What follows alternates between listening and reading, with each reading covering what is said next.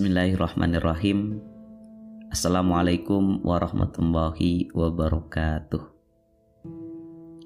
Betapa banyak hal-hal tragis atau menyedihkan terjadi karena kita tidak dapat membedakan antara mengetahui dan mengerti akan perjalanan hidup. Gus Dur. Tahu dan ngerti itu jelas beda. Tahu belum tentu ngerti. Kalau ngerti sudah pasti tahu. Ya mudahnya begitu.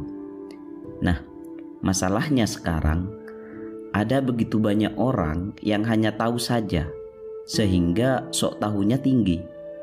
Akhirnya hidupnya jadi belagu, berlagak sok paling tahu. Padahal hanya sebatas tahu yang tentunya belum tentu ngerti. Makanya Gus Dur bilang, banyak hal menyedihkan terjadi lantaran orang sok tahu ini. Jadi tugas kita sekarang adalah memahami lebih dalam tentang makna tahu dan ngerti ini. Dari beragam referensi yang saya baca, saya simpulkan bahwa tahu itu masuk dalam kategori pandai atau cerdas, yang posisinya hanya terletak di akal. Sedangkan kalau ngerti, masuk ke ranah memahami, yang tertanam dalam jiwa, dalam hati. Contohnya kayak sholat misal. Kita tahu kalau kita tidak sholat itu dosa. Tapi kemudian kita tidak sholat. Kita abai terhadap sholat. Maka sholat ya hanya sebatas pengetahuan saja. Kalau sholat begini, kalau tidak sholat ya begitu. Nah, itu hanya sebatas pengetahuan. Beda sama orang yang paham, yang ngerti tentang sholat. Dia tidak akan pernah ninggalin sholat. Karena dia paham bahwa puncak penghambaan itu ada di sholat. Jadi bukan hanya berhenti di dosa dan pahala, tapi dia ngerti tentang seluk-beluknya dan akan selalu menghayati apa saja yang ia ketahui, termasuk sholat.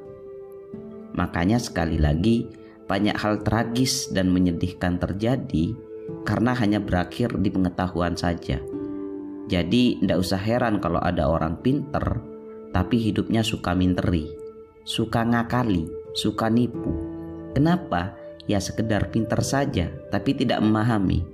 Koruptor itu kan orang pinter, cerdas dia. Penampilannya rapi, rambutnya klimis, pakai dasi lagi, keren pokoknya. Tapi karena hanya sekedar tahu kalau korupsi itu dosa, akhirnya tidak melakukan penghayatan. Sekarang coba bandingkan dengan orang yang ngerti. Pasti dia akan berpikir kalau melakukan korupsi itu bakal menyengsarakan.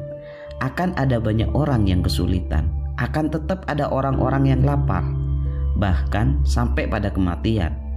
Maka orang ngerti tidak hanya akan berhenti kalau korupsi itu dosa, tapi juga memahami dampak-dampaknya, baik itu untuk orang lain maupun terhadap dirinya sendiri.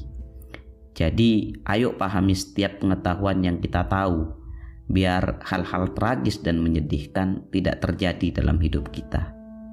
Oke, baik, dari saya sekian, kurang lebihnya mohon maaf. Wassalamualaikum warahmatullahi wabarakatuh.